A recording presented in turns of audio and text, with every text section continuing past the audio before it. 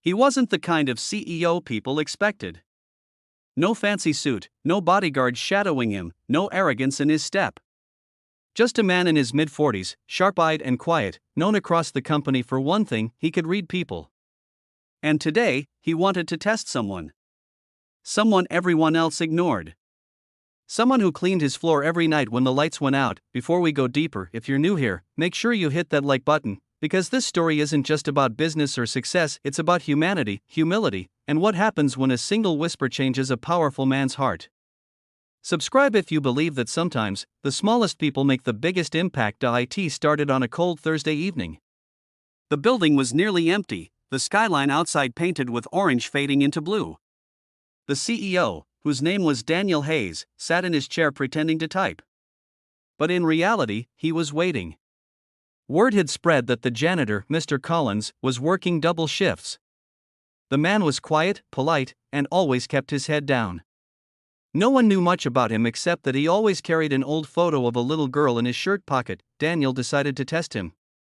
To see if his company's culture, something he was proud of, was truly alive among its people. So, he leaned back in his leather chair, closed his eyes, and pretended to fall asleep. The door opened quietly, the soft creak of a mop bucket echoing in the silenced evening. "Sir," came a voice, humble, tired, but gentle. It was Collins. Daniel didn't respond. He wanted to see what the man would do. For several minutes, he listened as the janitor moved about, sweeping softly, humming under his breath. Then, the CEO heard something strange, Collins whispering quietly, as if talking to himself.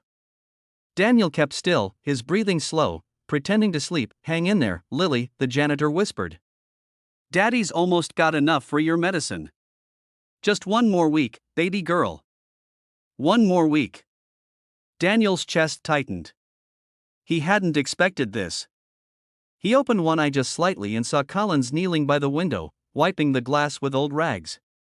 The man's hands were calloused, his shirt faded, and his eyes, though tired, were full of love.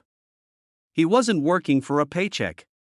He was working for someone he loved more than life itself. After a moment, Collins noticed a blanket on the side of the couch near Daniel. Carefully, he picked it up and placed it over the CEO's shoulders.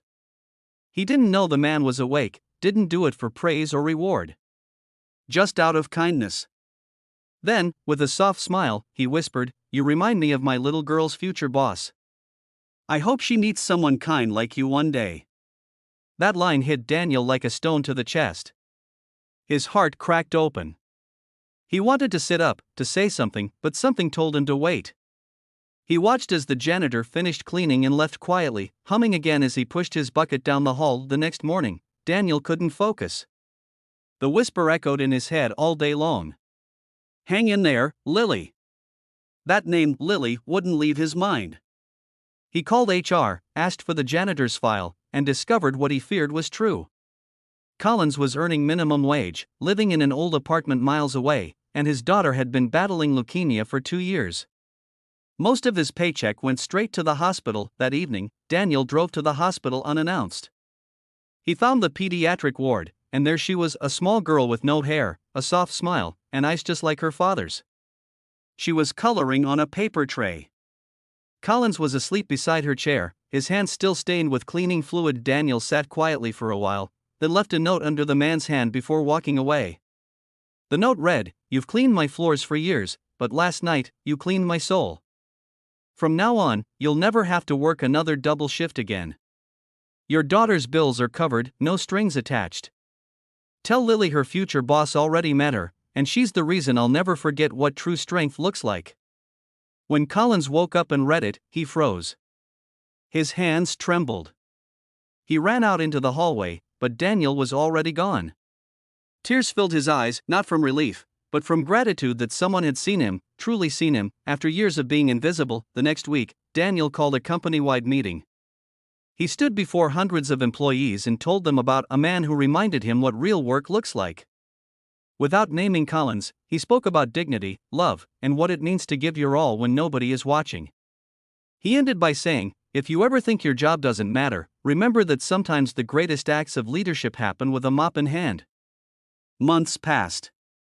Lily recovered slowly, her treatments paid in full. Daniel visited sometimes, not as a CEO, but as a friend. The two men would talk about life, family, and the importance of staying kind in a world that often forgets how. One day, as Daniel was leaving the hospital, Lily called out to him. "Mr. Hayes," she said, holding up her drawing, "Daddy says you're my hero. But I think you were just sleeping till you woke up." That line stayed with him forever. So, if you've made it to the end of this story, remember this: greatness isn't about titles, corner offices, or big paychecks. It's about heart. It's about seeing the people others don't see and realizing that kindness can build a legacy more powerful than any empire.